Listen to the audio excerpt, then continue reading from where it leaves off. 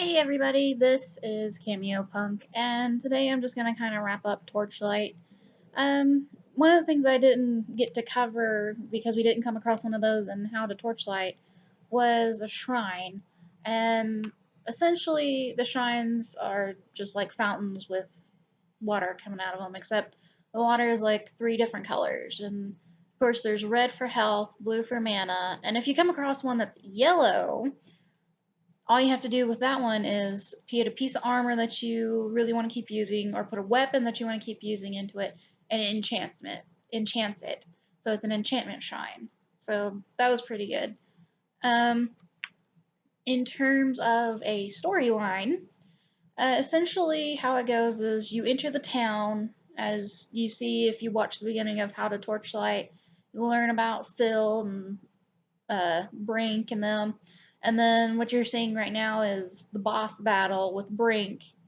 Essentially, what happens is Ulrich the Master is evil. Of course, you always got to have a bad guy in these stories, and he turns Brink into a monster using this stuff called blight. And unfortunately, you try to save him, but you get blight in you as well.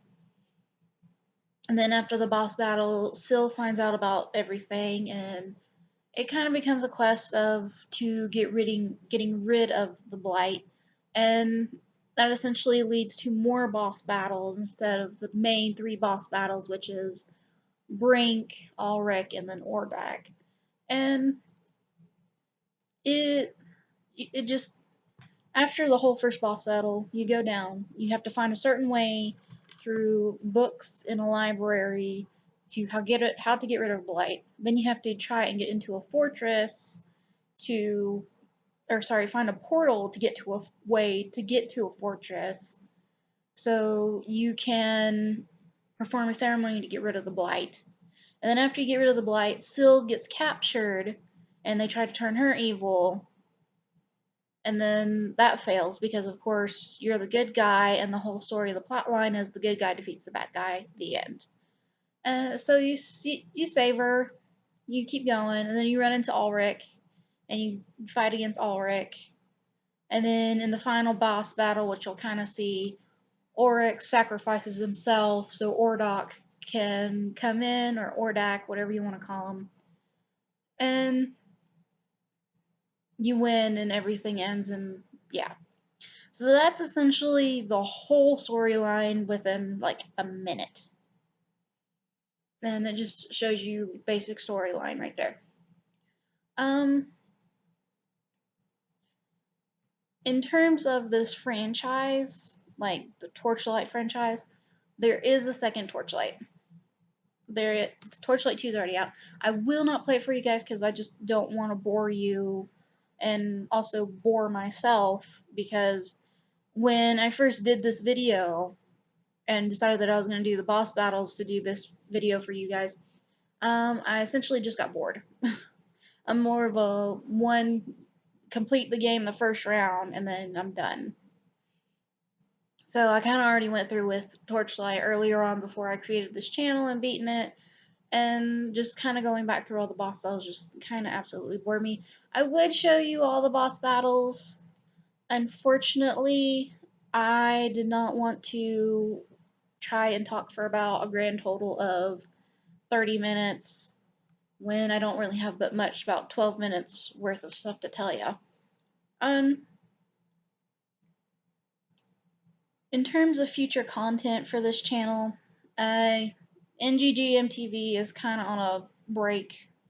Not because nobody can get along, it's just it's really hard to organize everyone together to get stuff all together, to come up with a topic all together as a group, and get everyone together just to be able to, just to have the simple, conversation. And I can't do it by myself because, I mean, just one person throwing out their opinions on YouTube just doesn't seem like the best thing, because I could say something and they know something more because of a certain reason why the subject is like that. And it just helps, gain better clarification about a topic that one I myself may not know, or that you may not know of, but have the same questions as me when I ask them the questions of what I'm concerned about.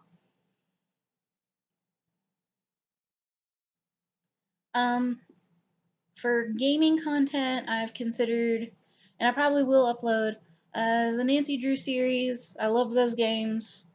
Um, we'll probably start up with the first one, which is the remastered version of Secrets Can Kill.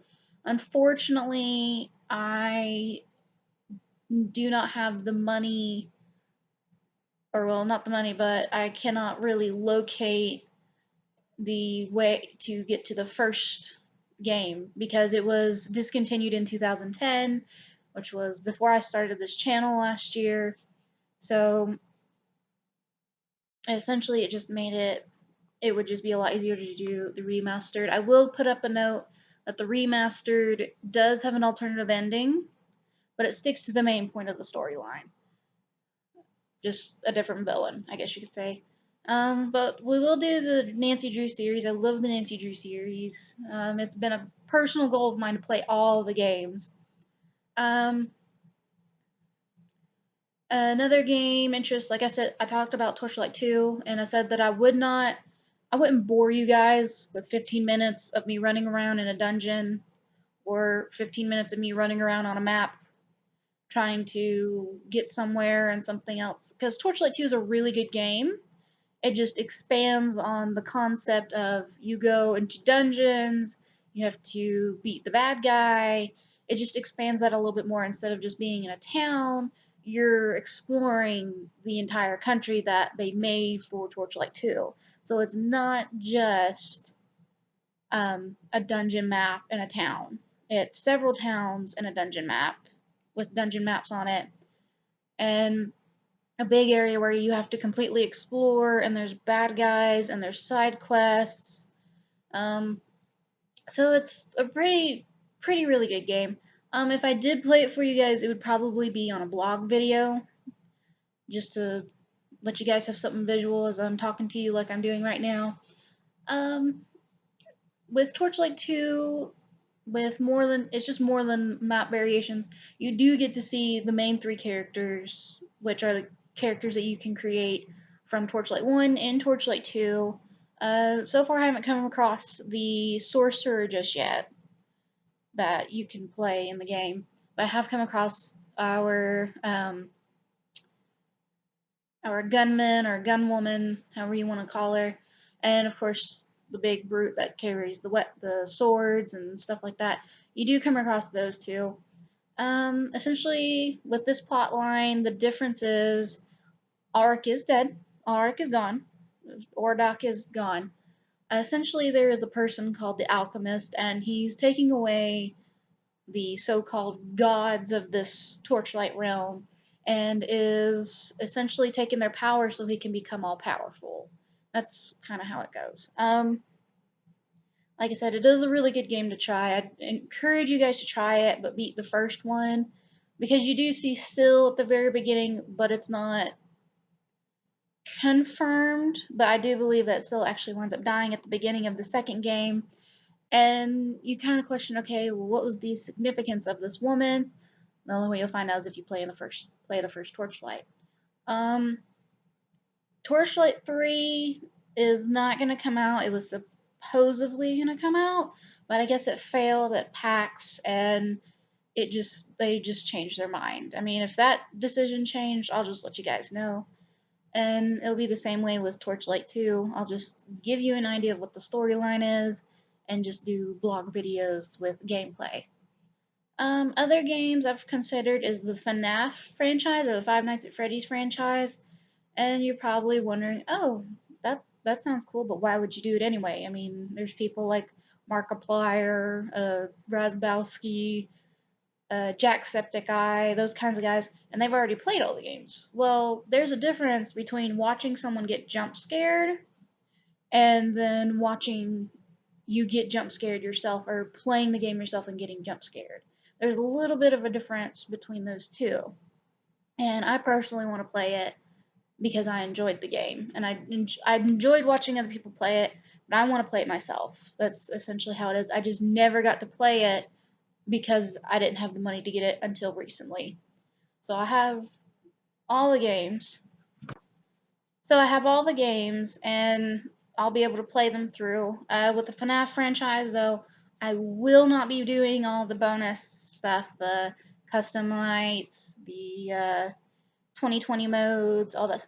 No, I'm not gonna do that. I might play through to the 6th night on the game if there's one on there, but I'm not gonna go any further other than the basic 5, maybe 6 days to play the games. Um,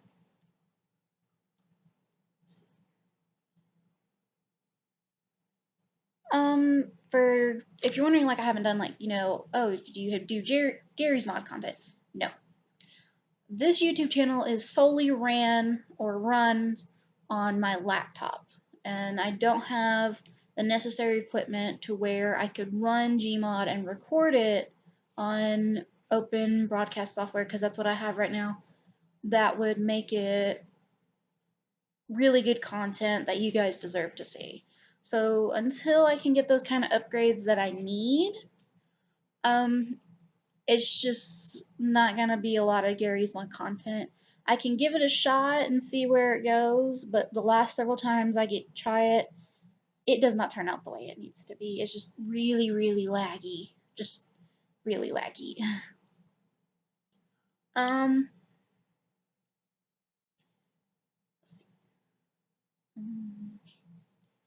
if if any of you guys want me to play a kind of game that you may find out interesting, post it in the comments section. Okay. If you're gonna recommend something like Resident Evil 7, don't. Um, Resident Evil 7 is a good game. I've been watching another YouTuber play it.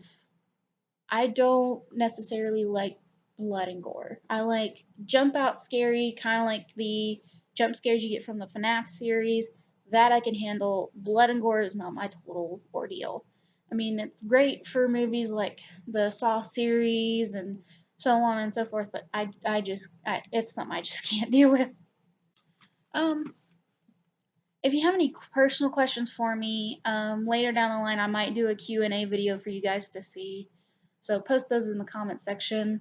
If you like this video, put a thumbs up.